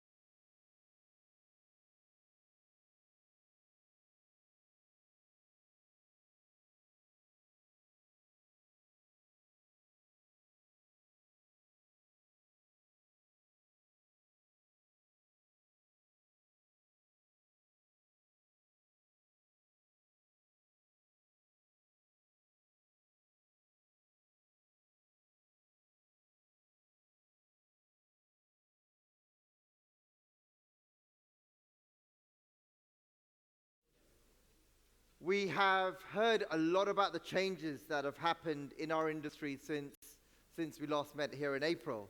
So another familiar face who has herself had a career change is our next speaker. Leila Hambeck joined the Association of Independent Multiples in September 2019 as CEO. Prior to this, Leila worked for the National Pharmacy Association as Director of Pharmacy and Chief Pharmacist. As part of her role, she represented the MPA and its members to national and international stakeholders. Leila is a pharmacist and an advocate for the profession and patient safety. She is also involved in many patient safety and pharmacy best practice work streams. She holds postgraduate degrees in pharmacy practice, pharmacology and toxicology, and an MBA. Her career started in Sweden, where she conducted her studies and worked as a clinical pharmacist advisor before moving to the UK in 2004, and working her way up from branch manager to senior management positions within multiple and independent community pharmacy sectors. Leila speaks 5 languages and is keen to add more to her portfolio, time permitting. Hopefully, today's is in English. Leila, I welcome you to the stage. Good joke. Thank you very much. Thank you, Sigma, for inviting me. I was just saying, I may have a new title, but I'm the same Leila, and I'm very happy to be here and engaging with you guys. I have to say, I was a bit frozen, and coming from a Scandinavian country, I can tell you, it's odd. But yeah, my speech is going to be in English, and I just mentioned about the 5 languages just to show off a little bit. Right, okay, so my presentation is very much going to be about hot topics in pharmacy. You heard a lot about, the whole bigger picture about CPCF and, where we're going with things. I'm just going to focus a little bit on some elements of it in terms of like what is being talked about in the sector, at top tables or behind the scenes that are important for you guys to be aware of. Because at the end of the day, what we want and what I see my role is to make sure that I bring things from the grassroots up and make sure that you guys are heard. So, I'm a bit loud, am I not? Right, so the stuff that I'm going to be talking about with you today in those 15 minutes that I have with you is a little bit about the CPCS in terms of like what's coming on, because I have a role as part of the UCDIG, which is the Urgent Care Task and Finish Group. So we basically are a group of people sitting with NHS England, looking at how CPCS is going and what pilots are going to be launched, how those pilots are going to be going, and so basically look at all the elements and the practical stuff around them. Regulatory matters, some of the big topics that are being discussed at the moment there. Branded generics. Now, I didn't hear much about it today, but this is something that is really irritating quite a lot of contractors. So I thought I'd bring it up today and let you know what is happening behind the scenes. Hub and spoke, just very briefly around that in terms of like what's coming and where we're heading with that. And emergency closures, again, something that I wanted to just touch base with you today in terms of like where, what's happening. So, CPCS, some of the stuff that I wanted to bring in with my UCDIG hat on from NHS England in terms of like some of the issues that have been identified as part of the feedback received in regards to CPCS. So a lot to do with some of the referrals being made to pharmacy by 111 when it's to do with a child and with high fever, but unfortunately there's no thermometer in the pharmacy or no equipment or things to manage and make sure that the pharmacist does the relevant thing for the child, and then the parents get sent to the A&Es and so on. So some of the issues have been brought up in relation to training, in relation to clinical training, which I'm going to come back to. Controlled drugs, the referrals that have been made to pharmacy in relation to controlled drugs by 111, knowing that obviously some controlled drugs, particularly Schedule 1, 2, 3, cannot be obviously given as emergency. Okay. Pregabalin, gabapentin, and temazepam are one of the stuff, things that have been mentioned quite a lot in terms of like some of those referrals. Hypertension medicines, for example, patients coming in saying that they've had, they've been on hypertension medicines, but then when the pharmacist actually looks on the SCR, they can see that the patient has been discontinued, for ages, and so, it puts the pharmacist in a difficult position with that patient. Methadone, someone spilling their methadone and then, being referred to pharmacists to go and get a bottle. Well, you can't just dish out methadone like that, can you? The time taken in some cases to manage the service, so it kind of takes longer than it should be, and the pharmacist has to phone various different places. Some training, as I said, so it's good to know that NHS England and Health Education England are planning in-depth training for pharmacists in late spring. There will be more communication about that in terms of what it involves, but it's to do very much with assessment training and also training in relation to diagnosis and so on. It will be one day training, and there are clarity in relation to what that training day will cover, so that you are a bit more on board in terms of what's going on from an assessment perspective. One of the biggest issues that has been identified and brought to our attention is to do with locums. So when the patient gets referred, when there's a locum in the pharmacy and the locums don't know what to do. So that is one of the biggest issues that has been coming to the group for discussion. And NHS England are very keen to make sure that they communicate this message that locums will need to be trained on CPCS and that they deliver what they need to be doing. We are also looking for some positive feedback. So if anyone has any good stories in terms of how they went over and beyond for a patient that was referred to them through CPCS and some good messaging, please do let me know, because we can bring it up to these national levels. At the moment, NHS is obviously in PERDA, so they can't put out the guidance, but there is an operational guidance coming out soon from NHS England, where some of these issues in relation to CPCS that have been fed back are clarified a bit more. So they knew I was coming here today, so they asked me to highlight some of the key points as key messages from the Urgent Care Delivery and Implementation Group today. So basically, NHS England expects all community pharmacists to be checking during the day, at several times during the day, your CPCS IT system and NHS mail, to make sure that if there are any referrals made, that you pick that up before the patient actually comes into the pharmacy. Patients should not be asked to dial 111. So that's another key message that is coming through. And by the way, I'm the messenger, so just putting it out there in case you're trying to shoot. Pharmacy should provide this service during opening hours. So if you have your opening hours going, then you kind of need to deliver this service, unless in very exceptional circumstances. And in a very rare occasion, you can do the temporary withdrawal, which I'm going to talk a little bit about in terms of what that means. And you should be checking SCR unless there's a reason why you shouldn't. So, but remember that before checking SCR, you need to have the patient consent. It could be just a verbal consent, but you need to ask the patient. So the withdrawing and deregistering, so as part of the whole CPCS guidelines, this is available, but it can only be done in a very exceptional, rare and unforeseen circumstances, because obviously you need to deliver the service during the duration of your pharmacy being open. And if there is this circumstance that is there, what you need to do, you need to contact that number in there. So there have been occasions when patients have been turned away without anyone being notified, and so NHS England wanted to be very clear about this message that you need to contact that number, and you need to let someone know as soon as possible before the patient pops into the pharmacy. And obviously you have to look at the elements of your business continuity in regards to how the services are activated, and also liaise with the local NHS England team.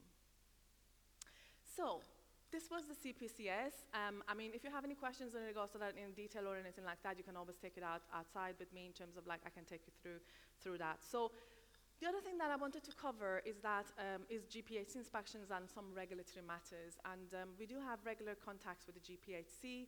And they've been, as you know, they've been launching the new inspection model, and based on those three elements, and they've been doing inspections without announcing. They've been given some feedback in terms of like the inspections that they've done since 2013 when the inspection model was launched. So some of the stuff that has been, I mean, the good thing is that in the main, there's been really good outcome from community pharmacy, which is great. There have been some areas that obviously pharmacists have had some shortcomings, and that has had to do with risk management and service delivery. So that comes under Principle 1 and Principle 4. I hope by now everybody's familiar with the principles. Yeah, how many do we have? Come on, how many? 9. Who said 9? We don't want 9, please. 5 is enough. So the stuff that has been mentioned in regards to some examples of the shortcomings has been around MDS. So unfortunately, the way the MDS is done in some places is not up to speed with the standards. Risks are not identified in regards to MDS. CD storage, I mentioned it at another conference that CD storage is one of the areas that pharmacists are not delivering really well on, in terms of like when the products arrive into the pharmacy, they're left in the corner for some time without, anyone touching them or putting them where they need to be put in the CD cabinet. In terms of like taking records, people forget to put this in the record book. So all of that is important. So when they come to check your records, it needs to be up to date. Delivery of medicines is another area where they've found out that things are not happening. For example, patients getting their medicines delivered in a taxi, and responsible pharmacists not being on top of what's happening with medicines being delivered. Remember that responsible pharmacist is the responsible person. So if they feel that a patient needs to have a face-to-face consultation, that is what they need to be doing. And if they want to put something in the taxi, they need to make sure that they manage all the risks involved in relation to that. So the GPHC are again very keen to put out there that there are some notable practices. So this is rule of the thumb. So when you get an inspector coming around the corner, if you manage to showcase these 4 bullet points, then you have a happy inspector there. So one of them is showcasing you're identifying risk all the time. So anything to do, well, the patient walked in, I noticed that the carpet was a little bit dodgy and there was a risk for the patient to, falling over. I managed that risk, I fixed it. Or we noticed that, our IT system was somehow needed a bit of refreshing. It was a risk to patient safety, we fixed that. So these are risk identifications and management. Demonstrate that you've got a good relationship with your GPs. I know in some cases we've got some going on because of various different issues, but I mean, when the inspectors are there, just highlight examples of some of the good work that you've done with your local GP surgery. They love seeing this sort of collaborative work going on. And so if you have any examples of that, make sure that your team are aware of it and highlight it. Record keeping. Those CDs, keep records. Your near misses, keep records of that. Making sure that your SOPs are up to speed, and also your delivery drivers are on board with your SOPs, that they know what's happening. Safeguarding, again, any examples that you're doing regular safeguarding in your pharmacy is a good thing to have. So GPHC wants feedback about their inspections, because it has come forward that some inspectors are doing things differently and it's not consistent.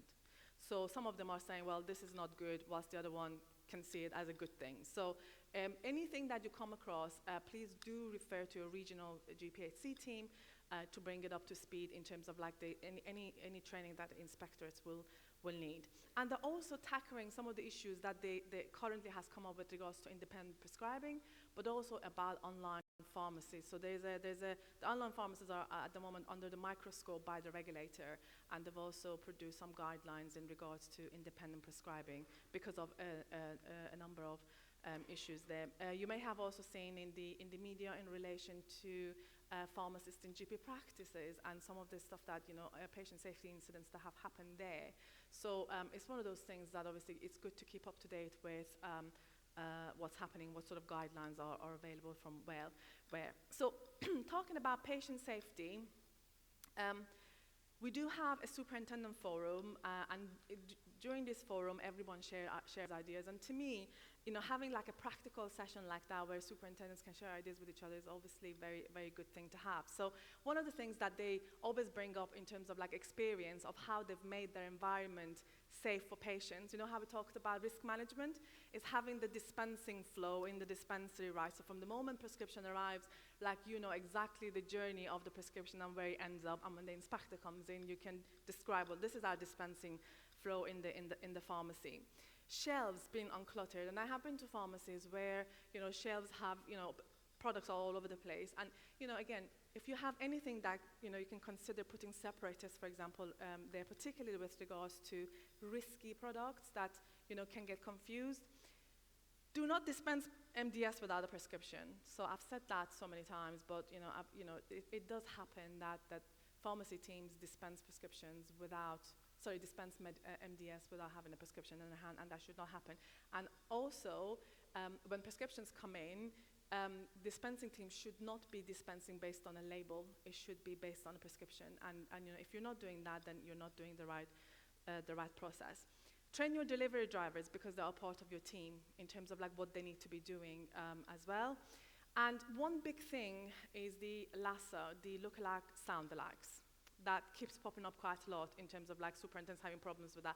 If you identify packagings that are the same, we have a WhatsApp thing that they do send to me, and you know, we send it to MHRA for looking at so that they can take it up with the manufacturers.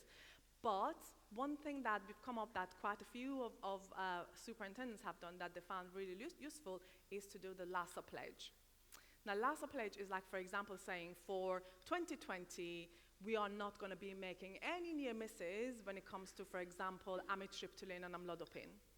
And so you make that pledge, and you know, make sure that everyone in the team is aware of it, and you kind of deliver on it. And you do the next one and the next one. And when the inspector comes in, you can say, oh, look, risk management, I'm on top of it. We've made this pledge that we're going to be reducing near misses on this particular products, going forward.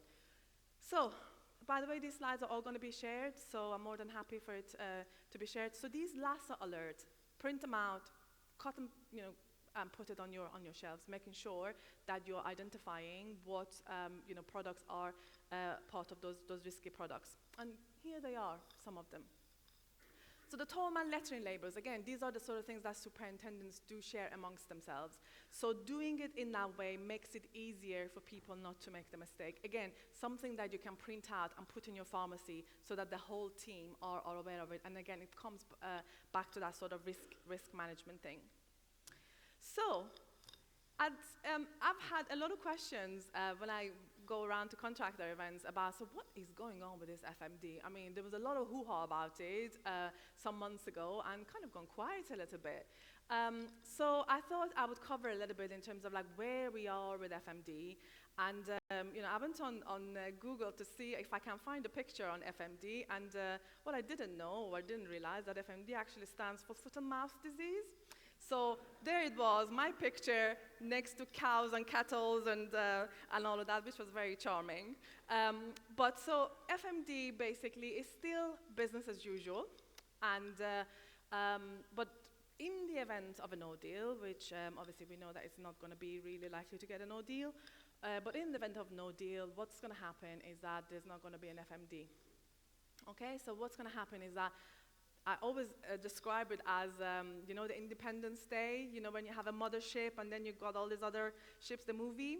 And so the Secure Med, which is the little ship connected to the European mothership, is obviously not going to function. And so when you scan the barcodes and everything, it's not going to be really, making any good out of it, really. So in the event of no deal, there's not going to be any FMD. However, the MHRA and Department of Health will need to work on some sort of a system because the UK cannot be just the only disconnected country from FMD, so therefore they need to do something about it. But in any eventuality, there will be a consultation launched before anything comes out, so there's going to be a longer process.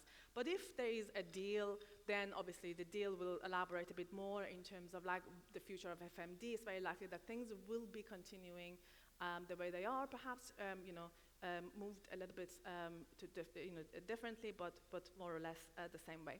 So this is about SecureMed, what SecureMed has said. So if no deal, they can't be connected to that mothership in Europe. NHS England, they basically say whilst contractors are still mandated to continue with FMD preparations, they should continue to do so with appropriate caution, which means that, don't go out of your way to kind of make a big deal out of it. I'm sure you don't anyway.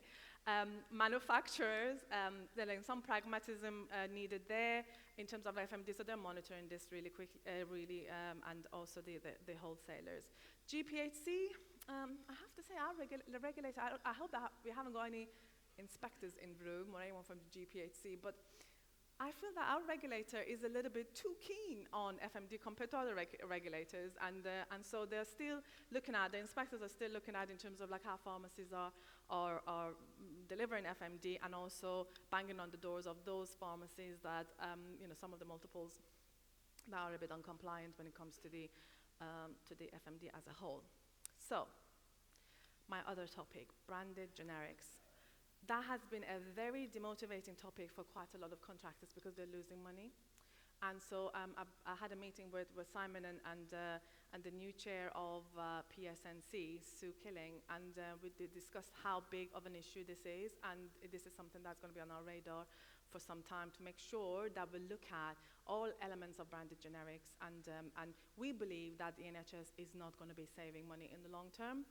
And obviously, a lot of CCGs have gone down the route of in order to save cost, advise doctors to put branded generics on prescriptions. And as you know, obviously, if you have something on the prescription, as pharmacists, we need to dispense that. Whilst with the generic, if it's just a generic name, you can do some search in terms of like getting a product that is suitable.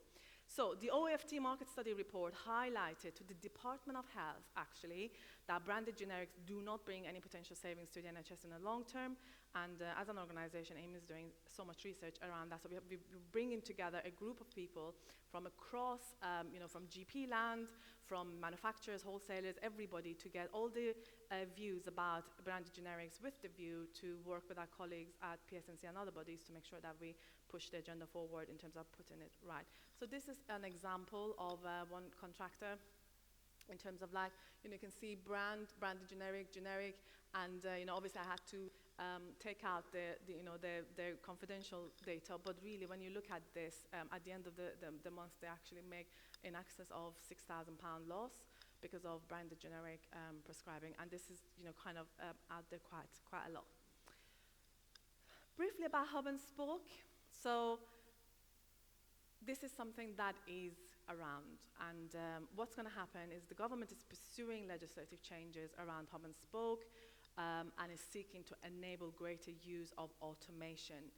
And again, the Department of Health wants to make it simpler, for the registration to be changed so that it allows intercompany hub and spoke. And we'll be discussing with PSNC which models will allow the whole sector to benefit. So the bottom line is that hub and spoke is coming, and it's going to be, a consultation is going to be launched at the early 2020. And my plea to you is to understand what hub and spoke means, what it is about, what the government's plans are, and respond to consultations, and make sure that you put your views forward in terms of like what you think about hub and spoke.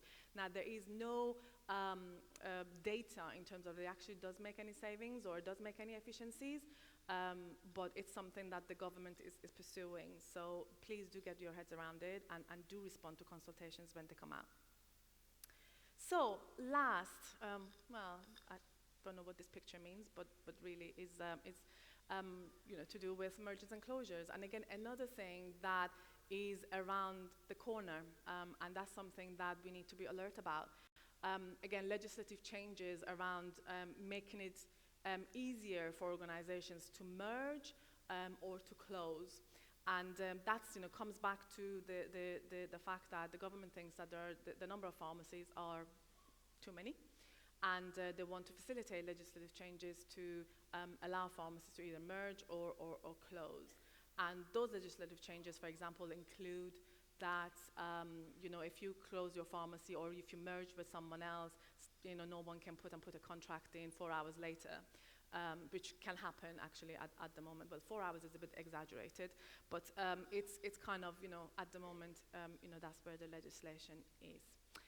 So, short and sweet, I hope. And so these are my contact details. If you have anything that you want to get in touch with, do let me know. One thing that I would like to say, is about workforce, and that is another big thing that is on the agenda. We talked about, we heard about PCNs and so on, and we want to push PCNs working with community pharmacists rather than actually our workforce going into the PCNs. So therefore, what I would like you to do, and I will send it through Sigma and they can circulate around, is a little short survey. It takes only 5 minutes to do. In terms of workforce and what you are going through at the moment in regards to workforce. And the more numbers we get, the better it is for us then to communicate it to higher places. So that's from me. Thank you very much for the opportunity to speak, Hatu. And have a great Sunday.